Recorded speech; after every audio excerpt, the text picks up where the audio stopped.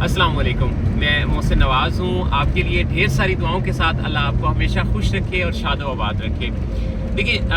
आज जिस हवाले से मैं बात करना चाहता हूँ वो ये है कि जैसे जैसे हमारी एज बढ़ती है तो हमारे ब्रेन की परफॉर्मेंस भी इफ़ेक्ट होती है। हमारे जो रिस्पॉन्सेज हैं ब्रेन के, हमारे रिएक्शंस हैं, वो कदरे स्लो होने लगते हैं, ख़ास तौर पे 40s के बाद। अच्छा, अब इसके काफ़ी सारे सॉल्यूशंस साइंस ने दरियाफ्त किए हैं, क्योंकि हमारे जो फिक्स पैटर्न्स होते हैं वो इतने ज़्यादा हम उसके साथ, उन रिफ्लेक्सेस के साथ जुड़ जाते हैं कि हम यानी उसके बरक्स कुछ कर नहीं पाते, और एक तरह से दिमाग की जो कैफियत है वो एक मोनोटोन की सी कैफियत होती है। हम ख़ास पैटर्न्स को ही फॉलो कर रहे होते हैं, जिससे हमारे, और बढ़ती हुई एज के साथ दिमाग की एक्टिविटी भी उस तरह से यंग ब्रेन वाली तो नहीं रहती, जिस वजह से हमारे रिएक्शंस और हमारे रिस्पॉन्सेस स्लो हो जाते हैं। अच्छा, इसका हल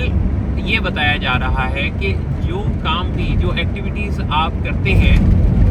उनमें थोड़ा सा चेंज करके कीजिए। मिसाल के तौर पे मैं एक रिसर्च पढ़ रहा था जिसके अंदर ये था कि अगर आप रोज़ाना 500 कदम उल्टे चल लिया करें, यानी अपनी लाइन एंड लेंथ को ठीक रखना है, अपने आप को कोई ट्रैक से नहीं उतरने देना, लेकिन एहतियात के साथ जब आप कॉन्शियस लेवल से बहुत अटेंटिव होके रिवर्स 500 कदम चलेंगे तो आपके दिमाग का जो अलर्ट लेवल है ना वो इससे बेदार होगा, बेहतर होगा, और उसके नतीजा में आप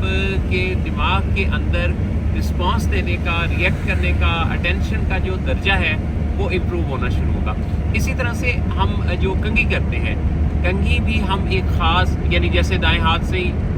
हम कर रहे होते हैं, हम ब्रश करते हैं ख़ास स्टाइल से, ख़ास किसी मतलब एक ही हाथ को इस्तेमाल करते हैं या एक ही तरीके से हम कर रहे होते हैं। तो उन सारे तरीक़ों को अगर हम थोड़ा बदल के देखें, कुछ काम जो हम दाएं हाथ से करते हैं उनको अगर हम वक्ती तौर पे बाएं हाथ से करें कोई एक हफ़्ते के लिए।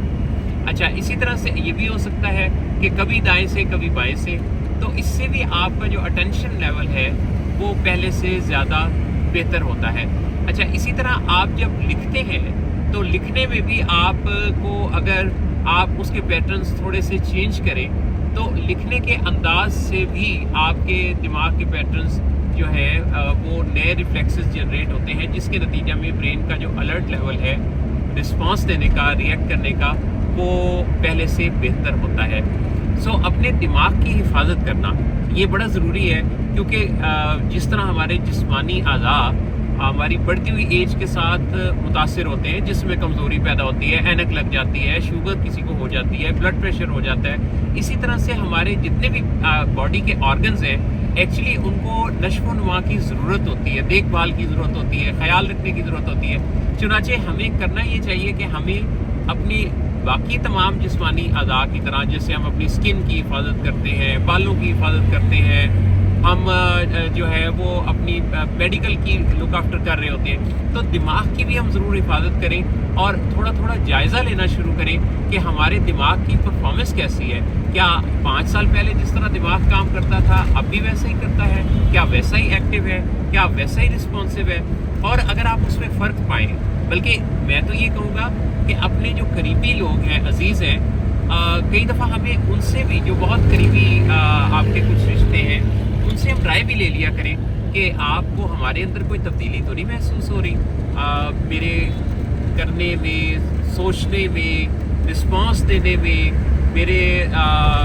चीज़ों को डील करने के अंदाज में कोई तब्दीली तो नहीं है। तो ऐसे चंद एक लोग आपकी ज़िंदगी में ज़रूर होने चाहिए जिनसे आप खुल कर बात करें, और अगर वो कोई तनकीद करें, जिसे जो कि तनकीद बराए इस्लाह होगी, मतलब हो सकता है वो बंदा एक्सपर्ट ना हो और उसका कहने का अंदाज ठीक ना हो, पर आपका जहन ये होना चाहिए कि आप उससे राय ले रहे हैं। एक तरह से जैसे हम आईना देखते हैं तो हम अपने चेहरे को देख रहे होते हैं, तो इसी तरह से बाज़ औक़ात दूसरे की बातें भी हमें आईना दिखाती हैं। तो हमें अपने बारे में, अपने दिमाग की एक्टिविटीज़, अपने